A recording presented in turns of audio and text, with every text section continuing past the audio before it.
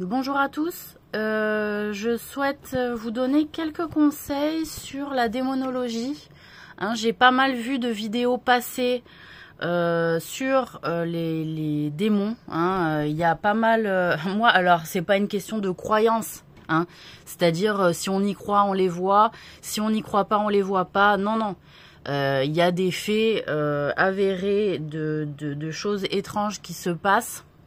Il y a des choses qui sont observées. Sur les vidéos, on peut toujours dire oui, non mais c'est du montage, etc. Il y en a, oui, ils se sont spécialisés là-dedans, ils font du montage où ils montent des scénarios, etc. Mais il y en a, c'est du vrai. Voilà, il y en a, c'est du vrai, d'accord? Donc, moi, je suis vraiment là pour vous donner des conseils puisque j'ai quelques souvenirs de ma vie de Kali. Et Kali, en tant que Kali, je me suis battue énormément contre les démons parce que on était envahis en Inde déjà à l'époque. Donc là, en plus, je vois que c'est un peu dans ces contrées qu'il y en a pas mal encore. Donc, je pense qu'il y a des laboratoires de sectes qui font de la démonologie et qui laissent sortir les démons quand ça leur chante. Déjà à l'époque, ils le faisaient, et c'était il y a très longtemps. Donc, il n'y a pas beaucoup de conseils à donner. Il y en a particulièrement 3, il me semble, parce qu'en fait, en réalité, il faut les combattre, les démons. Je veux dire, il ne faut pas les laisser se développer sur notre terre. Plus on est de combattants contre les démons, mieux c'est. Moi, à un moment donné, j'étais toute seule, ça m'a fatiguée. Mais, donc, premier point, déjà, il faut avoir une arme avec soi, une épée. Plutôt quelque chose du type épée. Ils ont généralement effectivement des bras plus longs que la moyenne.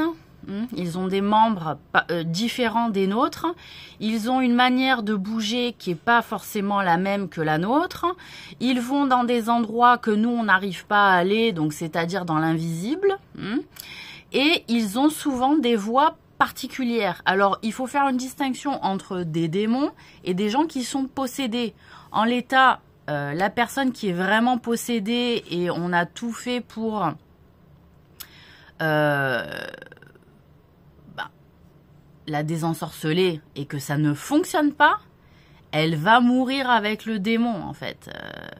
Voilà, c'est-à-dire, il faut la faire mourir avec le démon qui est en elle. Parce qu'en réalité, le démon, il cherche des proies, d'accord? Il cherche des humains comme proies pour pouvoir vivre à l'intérieur de leur corps et se nourrir de leur vitalité, en fait, de leur vie, d'accord? Donc, il y a une chose à ne jamais faire quand on est face à un démon, c'est de lui tourner le dos parce que c'est là où il peut nous posséder, en fait. Ça, c'est un truc, donc, je me souviens. Il faut, quand on croise un démon, il ne faut pas lui tourner le dos. Voilà, quand on le combat, il ne faut jamais lui tourner le dos. Il faut toujours se débrouiller pour rester face à lui. Voilà. Et généralement, il faut les tuer ici. Parce qu'ils ont un troisième œil là qui est complètement malade. Et c'est souvent aussi par là que passent les démologues, les fanatiques des démons qui les créent, qui participent à les créer par la sorcellerie, par des rites de sorciers.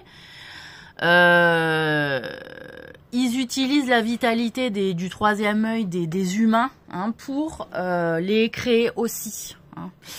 Donc, moi, ce que j'avais constaté à l'époque, c'était qu'il était toujours mieux de les tuer ici, mieux que dans le cœur ici, parce que le cœur, ils en ont pas en vrai, les démons. Ça sert un peu à rien.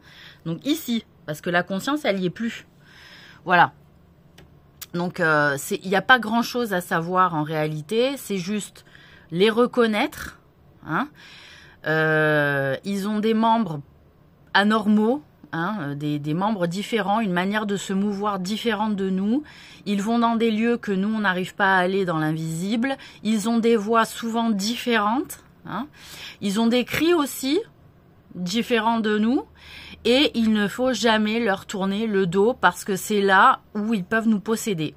Donc, il faut être extrêmement vif, extrêmement rapide. Et alors, quand on fait des vidéos à la recherche de sensations, où on en fait un peu la publicité de ces quêtes-là à base de démons, etc., à un moment donné, faites le nettoyage aussi tant que vous y êtes.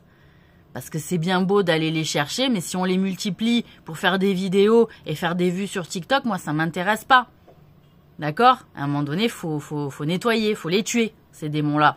Donc après, qu'on se balade pas avec des objets contendants, j'entends. Je sais pas ce que pourrait dire la loi, si on pourrait être embêté à ça. Il y a sûrement un vide juridique concernant le nettoyage de démons de notre planète. Hein. Il y a sûrement un vide juridique. Mais bon, à un moment donné, vous y jouez, prenez le risque d'aller jusqu'au bout.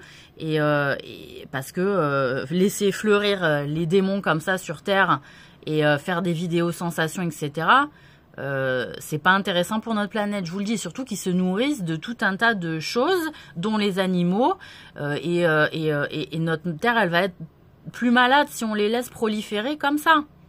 Hein. Donc voilà, qu'est-ce que je voulais dire d'autre concernant les démons?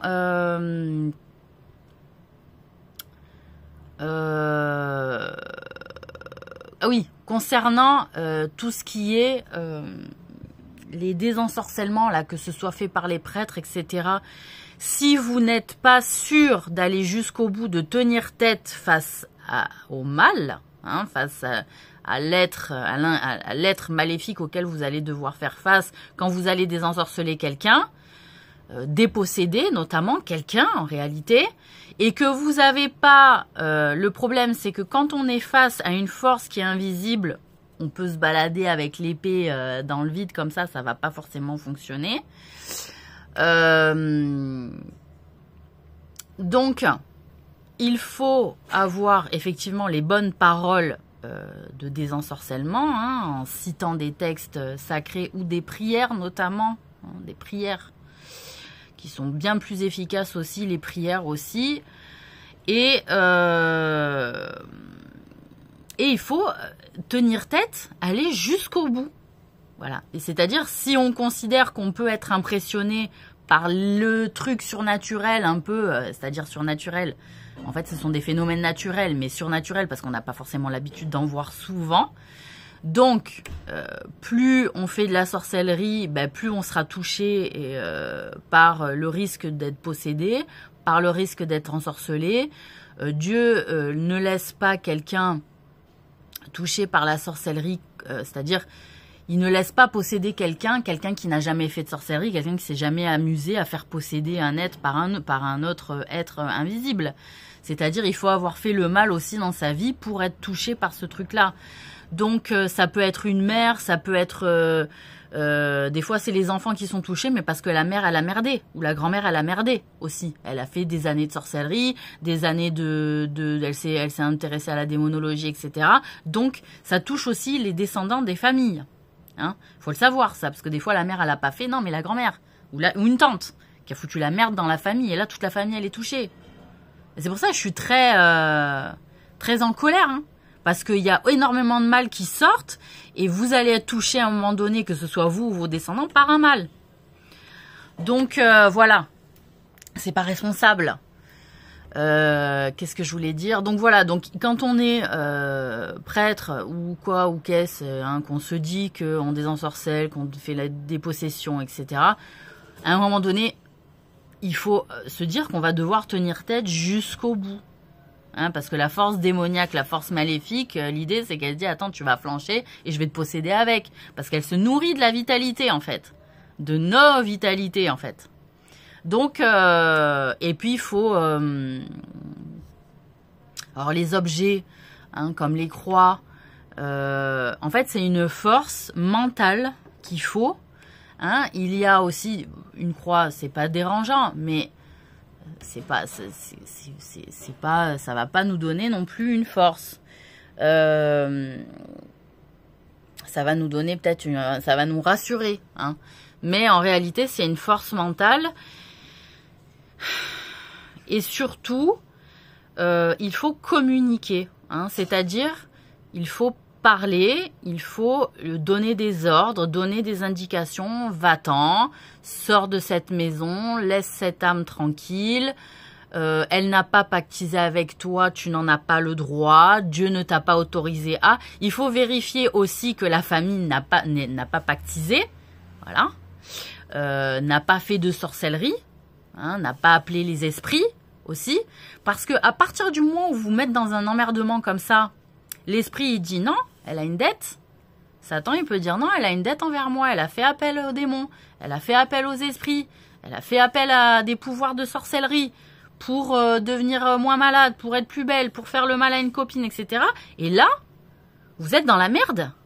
Vous êtes dans la merde parce que vous avez pactisé avec l'invisible et que l'invisible peut demander des droits à Dieu en disant cette personne a fait appel à mes services plutôt qu'au tien, c'est-à-dire plutôt qu'à Dieu, au lieu de faire une prière en disant Dieu j'ai besoin de toi pour avoir une vie meilleure, etc. Vous dites non attends moi je vais faire un truc, je vais appeler les esprits pour avoir une vie meilleure et puis je vais faire le Ouija et puis je vais faire les cartes. Voilà, ça Dieu il déteste. Il dit attends t'as pas fait appel à moi, je suis le créateur, tu fais appel à qui? Il a des démons comme ça invisibles. Les démons invisibles ils disent attends il y a bon à bouffer. Non non, elle a pactisé avec moi, elle a fait appel à mes forces invisibles, je la garde. Et là vous êtes dans la merde. Ça veut dire que vous allez devoir, que même si un prêtre il vient, vous allez devoir vous déposséder toute seule et encore. Ça veut dire on va devoir vous tuer avec et vous allez donner de la vitalité encore aux démons. Parce qu'à un moment donné, vous êtes possédé, on n'arrive pas à vous déposséder parce que vous avez trop merdé ou parce qu'un membre de votre famille a trop merdé, que vous êtes sacrifié comme ça par Dieu, on est obligé de vous buter. Ou alors vous finissez en hôpital psychiatrique avec des cachets à vita aeternam. Voilà. Donc...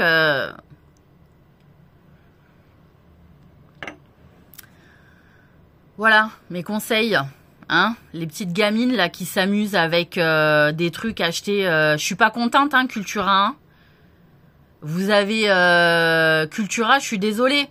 Hein, vous avez commencé à commercialiser des boîtes de trucs de sorcellerie, de machin pour normaliser ces actes-là, ces faits-là, parce qu'elles s'amusent en secret depuis des décennies, hein, avec les cartes de voyance, avec les Ouija, avec les ci, avec les là. Vous l'avez normalisé, c'est strictement interdit. C'est strictement interdit, voilà. Donc maintenant, on a plein de vidéos où il y a plein de maisons avec des esprits volants, hein, qui emmerdent les gens de la maison. Eh ben oui. Eh ben oui. Voilà, c'est normal. Surtout qu'il y a des fantômes, ça existe. Hein, les fantômes, ça existe, ils emmerdent aussi leur monde quand ils sont pas contents. Quand ils veulent faire savoir qu'ils sont là aussi, qu'il faut peut-être prévenir aussi. Moi, je me souviens, j'ai déjà été fantôme. Voilà, on va parler d'un chat, un chat. J'ai déjà été fantôme et on prévenait des gens qui étaient aptes à libérer des fantômes en disant, voilà, cette personne, elle est fantôme, il faudrait la délivrer, etc. C'est pas normal qu'elle soit fantôme, etc. Parce que tout a un sens, c'est que comme les choses, elles sont pas dites, elles sont tabous, hein, sur notre monde, en réalité, de la manière dont il fonctionne, parce qu'il y a une loi du silence, comme ça, qui nous abrutit, hein, qui nous rend plus cons que cons, et que fait qu'on peut pas parler de notre monde tel qu'il est, hein, parce que maintenant, on voit des vidéos de sirènes démoniaques qui se baladent, et que ça, c'est des vraies vidéos, hein, c'est pas du montage, hein. Il y a des vraies créatures, machin. Mais à un moment donné, Dieu, il dit quoi? Il dit, attends, ils m'ont emmerdé, je vais lâcher tout le monde. Là, ils vont se démerder avec et ils vont voir ce qu'ils vont faire. Voilà. Hein, le résultat, il est là aussi. Donc, bonne semaine à vous. Bonne journée.